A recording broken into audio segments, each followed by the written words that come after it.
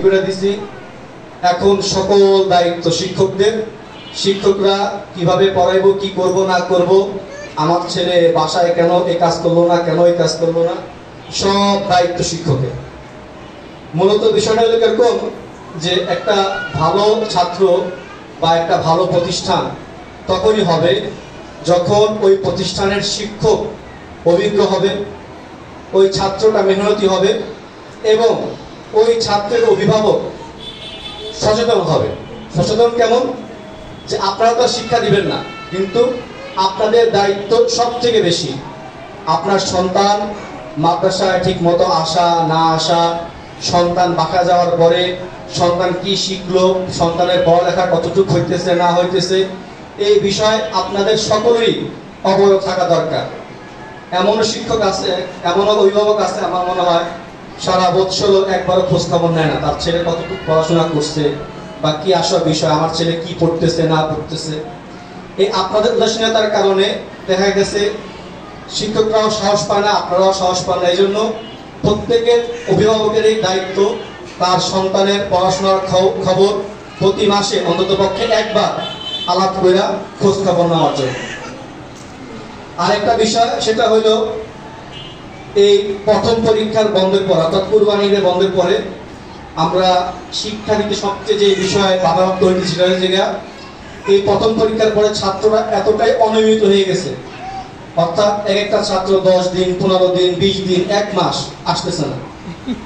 হয়তো অসুস্থ, হয়তো ছাত্রটা কোনো রোগে আক্রান্ত, হয়তো বাড়ি চলে গেছে, হয়তো তার মা অসুস্থ, হয়তো তার বাবা অসুস্থ। এই কারণগুলোতে এই ছাত্রগুলো মাদ্রাসায় আসতেছে না এবং আমি বলবো 90% অভিভাবকই কোনো খোঁজ খবর দেওয়ার কোনো বালাই নেই। আমার সন্তান যে মাদ্রাসায় আসে নাই, আমার সন্তান যে অসুস্থ বা এই কারণে আমি মাদ্রাসায় পাঠাইতে পারলাম না, কোনো রকম ফোন দেওয়া, ছুটি নেওয়ার কোনো প্রয়োজন তাদের আমি মনে করি যে তারা কোনো প্রয়োজনই মনে করে না।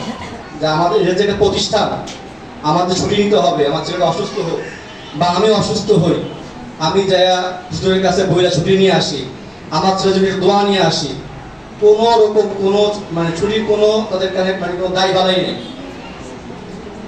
ছেলেকে নিয়ে বাড়ি চলে গেছে, 3 দিন 4 দিন আসে না, আমরা ফোন দিলাম, ফোন ধরে না, 2 দিন পরে ফোন ধরছে, ভাই আপনার ছেলে তো আসে না, ভাই আমাদের বাড়ি চলে আসছে।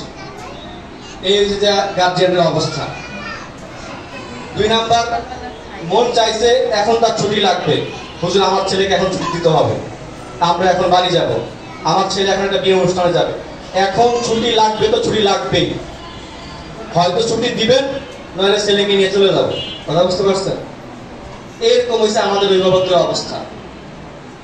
একবেলা সকালে আসলো, বিকালে আসে না, বিকালে আসে সকালে আসে না, আবার সকালে যদি আসেও সকালে ক্লাস শুরু হয় সকাল 8টায়, ছাত্রটা আসছে 8:30, 8:20, 8:40, 8:50, 9টা বাজে ছাত্র আসতেছে।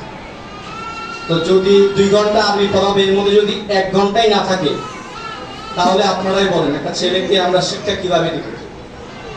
প্রত্যেকটা শিক্ষকের এই একটা কমপ্লেন যে আমরা ছাত্রদেরকে যে পড়াবো বা ছাত্রদেরকে যে আমরা শিক্ষাদান করব, হুজুর এই ছাত্রগুলো দেখেন নিয়মিত আসতেছে না।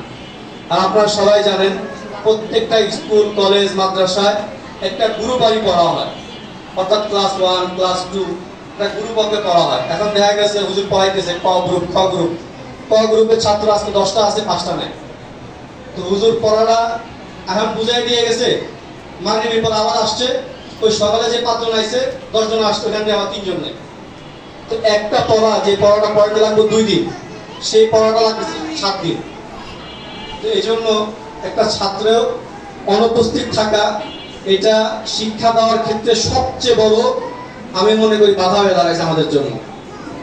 আর এমন অবস্থা ছাত্রদের যদি জিজ্ঞেস করি যে বাবা তুমি যে চলে আসছো, মনে করেন ছাত্র 5 দিন আসে নাই, 5 দিন না আসার পরে 6 দিনের দিন সে মাদ্রাসায় আসছে, সে মাদ্রাসায় আইসা সে ক্লাসে বসে গেছে। কিরে বাবা তুই যে বাসায় গেলি, তুই যে আসলি না, তুই কার থেকে ছুটি নিয়ে গেছো? ছুটি নিয়ে নেই। তো আব্বা আম্মা জিজ্ঞেস করছো? জিজ্ঞেস করছি। ছুটি লাগবো না? আব্বা আম্মা বল ছুটি লাগবো না, আব্বা আম্মার কথা ছুটি লাগবে না। তা আপনার ছেলে যে 5 দিন না বইলা মাছটা কামাই দিল, ছেলেটাকে আপনি না বইলা দিয়ে গেলেন, ছেলেটা একা একা মাছটা আসলো, আপনারাও কিছু বললেন না যে আমার ছেলেটা কেন মাদ্রাসায় খোয়াইলো বা কি কারণে আসলো না, কি কারণে অ্যাবসেন্ট রইলো। এখন আমরা কি করবো বলেন? আমরা যদি শাসন করি, এমন অনেক হয়েছে ছাত্ররা বলছে তো জরিমানা 100 টাকা জরিমানা নিয়ে আসবে। কতবার চিঠি লিখছি, গার্জেন পক্ষ থেকে কোনো সদুত্তর নেই, জরিমানাও নিয়ে আসে নাই, গার্জেন এসে দেখাও করে নাই যে হুজুর আপনি জরিমানা কি কারণে করছে। এখন আমাদের কি করণীয়? দুটা বাড়ি মারবো, বাড়ি মারলে দল বল নিয়ে আমার গার্জিয়ান চলে আসে, আমার ছেলে আসে নাই, অসুস্থ ছিল, আপনি কেন মারলেন? আসে নাই, না আসার নাই আসতে পারে, আপনি তো জানাবেন। এই কোনো জানানোর কোনো খবর নেই, খোঁজ খবর থাকে না। এই জন্য আমরা এই বছর সবচেয়ে বেশি ভুগতেছি এই ছাত্ররা নিয়মিত মাদ্রাসায় না আসার কারণে। শিক্ষককে পড়ার জন্য চাপ দিলে যে আপনার সিলেবাস কেন কমপ্লিট হয় নাই, কেন ছেলেরা আগাইতেছে না, সবার একই কথা। এই কুরবানিদের পর থেকে হুজুর দেখেন ছাত্রের অনুপস্থিতি কি হারে, ছাত্র অনুপস্থিতি। এই জন্য বছর শেষে হয়তো আপনারা সমালোচনা করবেন যে হুজুর আমার ছেলে 1 বছর পড়লো, ছেলে কি পড়াশোনা করলো, কি করলো, আপনারা কি করাইলেন?